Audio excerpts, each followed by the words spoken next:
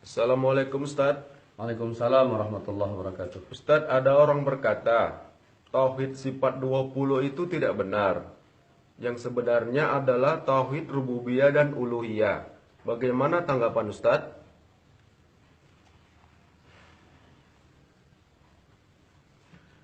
Nah, ada orang memang berpendapat seperti itu. Kenapa kalian bagi sifat 20? Kata, sifat Tuhan menjadi 20. Sedangkan nama Allah itu kan banyak. Kenapa dibagi 20? Saya bilang, kau dapat informasi dari siapa? Kami tidak pernah membagi sifat Allah menjadi 20. Cuman sifat Allah yang begitu banyak itu hanya kami bahas 20 untuk membantah syubhat-syubhat mengenai akidah. Bayangkan kita disuruh Allah berdakwah kepada kafir mengenai tentang Allah. Kalaulah sempat kafir itu bertanya kepada kita yang berdakwah ini, "Hei Muslim," atau "Hei Ustaz," atau "Hei ulama, kalian mengajak kami untuk masuk Islam, menyembah Allah." Lalu dia bertanya, apakah Allah itu ada? Kita jawab apa? Jawab ada. Bahasa Arabnya wujud.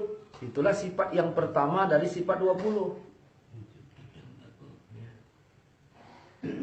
Kemudian kafir nanya lagi, "Wahai ulama, kalaulah memang Allah itu ada, adanya sejak kapan?" Kita harus jawab, Allah itu tidak dimulai dari tidak ada. Adanya Allah dahulu, bukan belakangan. Nah, bahasa Arabnya apa? Allah itu qidam. Orang kafir nanya lagi, kalaulah memang Allah itu qidam, qidamnya sampai kapan? Adanya Allah sampai kapan?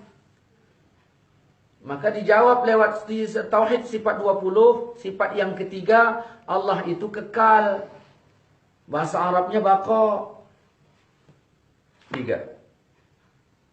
Wujud, qidam, baqa.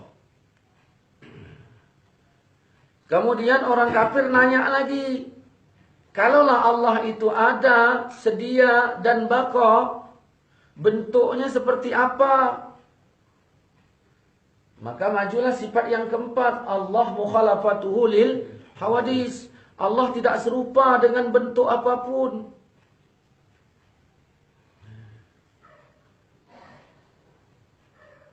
Kemudian orang kafir nanya lagi, keberadaan Tuhan di mana? Maka kita menjawab, Allah qiyamuhu ta'ala binafsi. Allah berdiri dengan sendirinya. Kan Allah wala makan wa huwal an ala ma alaihi kan. Allah ada sebelum adanya tempat, dan keberadaan Allah sekarang sama seperti sebelum adanya tempat. Maksudnya Allah tidak bertempat. Itulah qiyamuhu ta'ala binafsi. Orang kafir nanya lagi, kalau begitu jumlah Allah ada berapa? Maka keluarlah sifat berikutnya, yaitu Allah wahdaniyah. Allah itu bisanya apa? Maka keluarlah sifat berikutnya, Allah itu kudrah. Allah kuasa menciptakan langit bumi. Orang kafir nanya lagi, yang nyuruh dia buat langit bumi ini siapa? Mandornya siapa? Keluarlah sifat berikutnya lagi, Allah itu iradah. Begitulah seterusnya. Kita break sampai di sini. Andaikan orang yang anti sifat 20 itu ditanya dengan pertanyaan yang sama, ya, katakanlah ada orang Wahabi anti betul dengan sifat 20. Dia bilang haram dan sebagainya. Ini yang anti. Kalau yang nggak anti, ya alhamdulillah. Nah, kemudian kita tanya dengan pertanyaan yang sama. Wahabi, kafir telah bertanya kepadaku beberapa hal tentang Tuhan. Sudah kujawab lewat sifat 20. Kau bilang sifat 20 itu hukumnya haram. Enggak boleh. Cukup rububiyah dan uluhiyah. Sekarang kau kutanya pertanyaan yang sama. Apakah Allah itu ada? Kau jawab apa? Ya ada. Kalau ada nyontek kami. Kau ngikut kami. Kau bilang enggak boleh. Ternyata kau jawab seperti yang kami jawab. Kutanya lagi keberadaan Allah sejak kapan? Kau jawab apa? Ya sejak dulu. Berarti qidam. Keberadaan Allah sampai kapan? Kau jawab apa? Ya Allah itu kekal. Berarti baqa. Kemudian ditanyanya Allah itu bentuknya seperti apa? Kau jawab apa? Mukhalafatul lil hawadis. Berarti sama sama kami. Kenapa kau bilang tak boleh?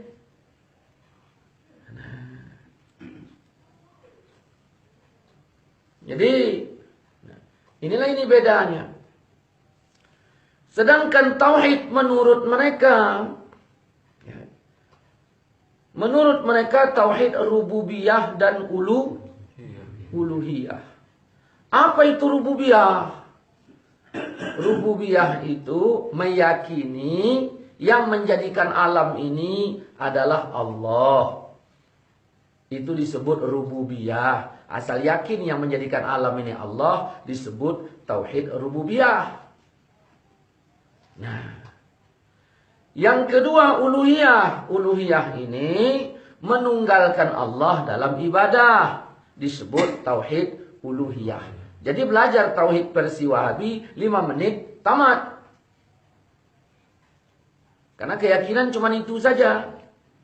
Nah, timbul pertanyaan. Yang membagi tauhid rububiyah uluhiyah ini siapa? Kalaulah ada di zaman Nabi, mana riwayatnya tauhid dibagi itu? Pernah juga yang terjadi dialog dengan saya. Pernah Nabi membagi tauhid rububiyah uluhiyah. Tapi ayatnya ada, ayatnya saya baca. Cuman nggak ada kata dibagi. Nggak ada kata dibagi. Ada hadis bilang begini, betul, nggak ada kata dibagi. Kau bilang agama sudah sempurna.